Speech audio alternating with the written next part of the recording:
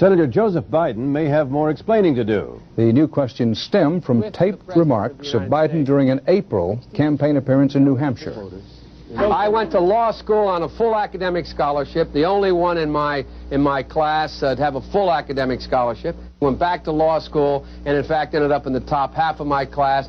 I was the outstanding student in the political science department at the end of my year. I graduated with 3 degrees from undergraduate school and 165 credits, only needed 123 credits. Biden now concedes he did not graduate in the top half of his law school class, that he does not have 3 degrees from college, and that he was not named outstanding political science student in college. Newsweek says Biden actually went to school on a half scholarship, ended up near the bottom of his class, and won only 1 degree, not 3.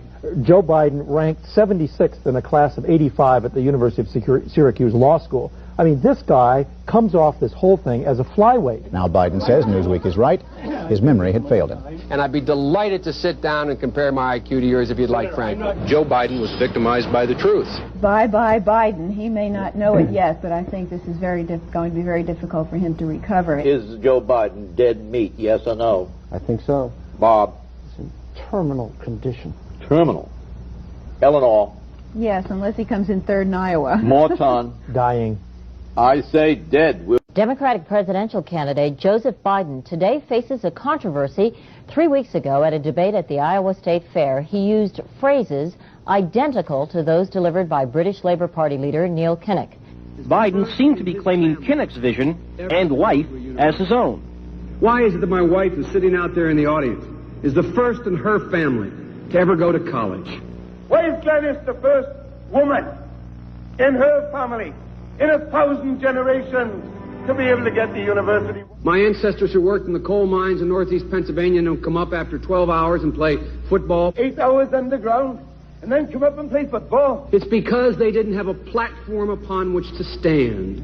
There was no platform upon which they could stand. The notion that every thought or notion or idea you'd have to go back and find and attribute to someone, I think is, quite frankly, ludicrous. The problem here is that Senator Biden told his audience he'd just been thinking about these things, and he failed to give any credit at all to his famous British speechwriter. You know, I was thinking on the way over here. Now, that's a little too much, because, as you point out, what's behind the words? What's there? And a lot of people, the rap on Biden has always been that it's just a surface. I should have said, to paraphrase Neil Kinnock, it's the only time I didn't, and all the times I've ever used it. But CBS News found a tape of a second instance. It reappeared in the New York Times with a new charge, that Biden had appropriated a famous litany from the late Robert Kennedy about what the gross national product cannot measure. It cannot measure the health of our children, The health of our children, the quality of our education, the quality of their education, the joy of their play, or the joy of their play.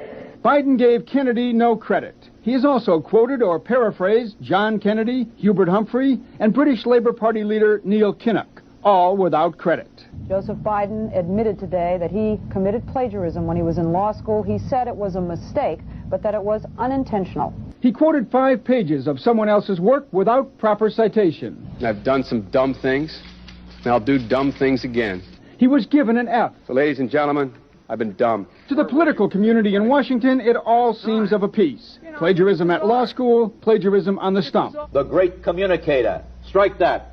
The great imitator. You don't steal verbatim, or when you do, as he did 99% of the time, you give credit. Biden's critics say he sells himself as a man whose words and visions can inspire a new generation in politics. But if the thoughts, phrases, and visions really belong to others, it's a form of false advertising. Is it a wise idea, though, to take something that personal, anyway, from another politician and try and appropriate it to your own campaign? I think it was a stupid thing to appropriate material that was really very personal, that was someone else's. Most people didn't know who he was, you know, Joe Biden, and now they're going to say, oh yeah, he's the guy who plagiarized. That's a lot of people. Politically, that's devastating. These clips are devastating. He looks like a Joe Biden wind-up doll with somebody else's words coming out. If they're going to do things that are stupid as well as immoral, then they're probably too dumb to have the job of president. Voters are going to have to decide whether he was dishonest or dumb.